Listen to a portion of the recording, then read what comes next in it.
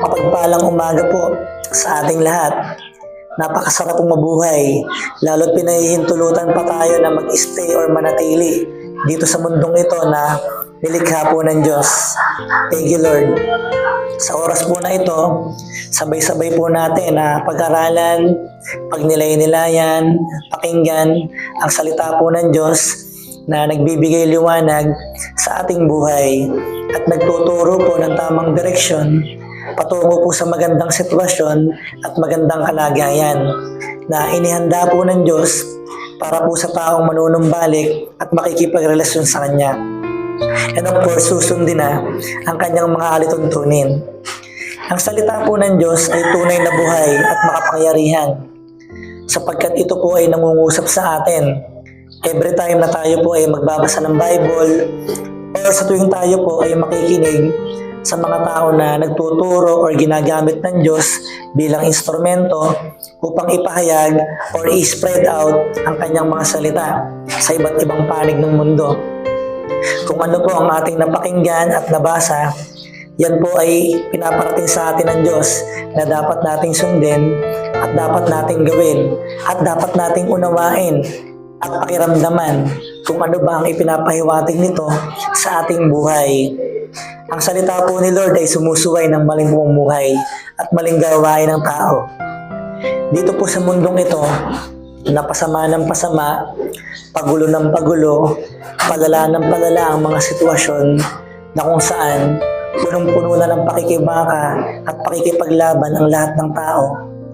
Paano ba natin mapapalaya sa pagkakakulong ng ating isipan, sa mga rehas at sa mga bakod ng mga suliranin at problema na nagdudulot ng pagkabalisa sa atin?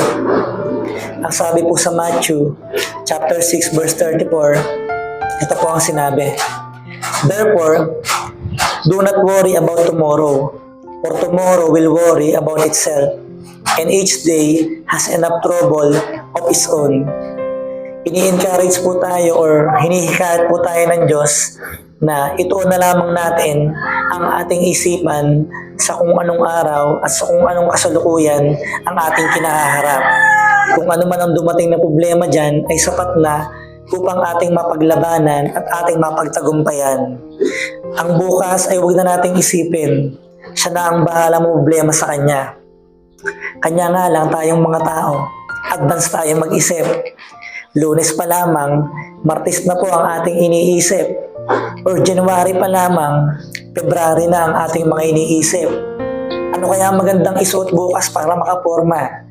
Ano kaya ang magandang kainin or iluto bukas? Ano kaya ang magandang lugar para magalaan or para magimikan? Ano kaya ang masarap na sakyang motor para makapag-stroll?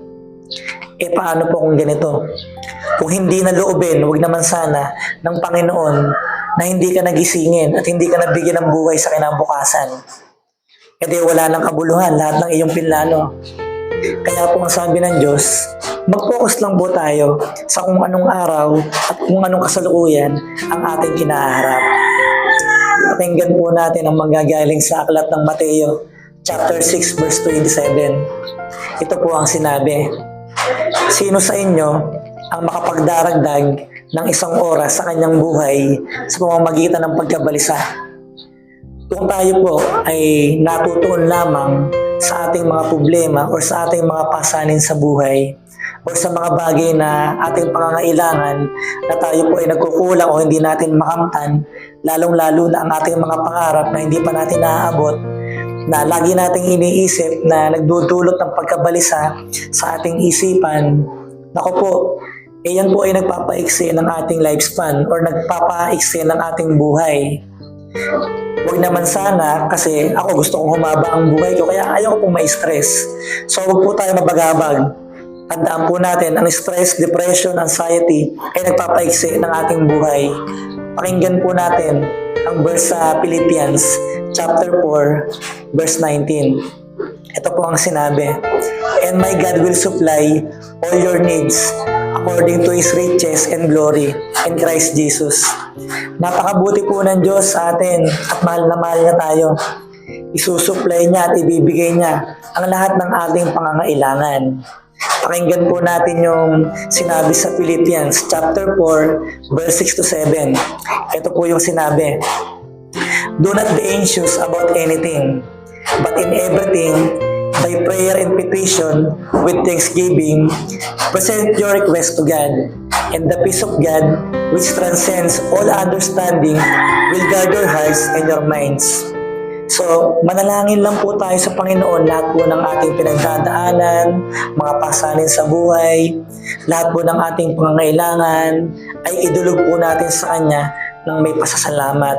Nang sa ganon, makamtan po natin at matamasa ang kapayapaan na nagmumula walang iba kundi sa Panginoon.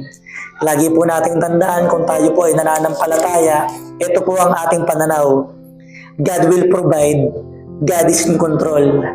Kaya pong manipulahin ng Panginoon ang lahat ng sitwasyon ay kaya niyang baguhin. Lagi po tayong magbasa ng Biblia, makinig, at ilapit po natin ang ating sarili, ang ating buhay sa Diyos. God bless us po. Maraming salamat.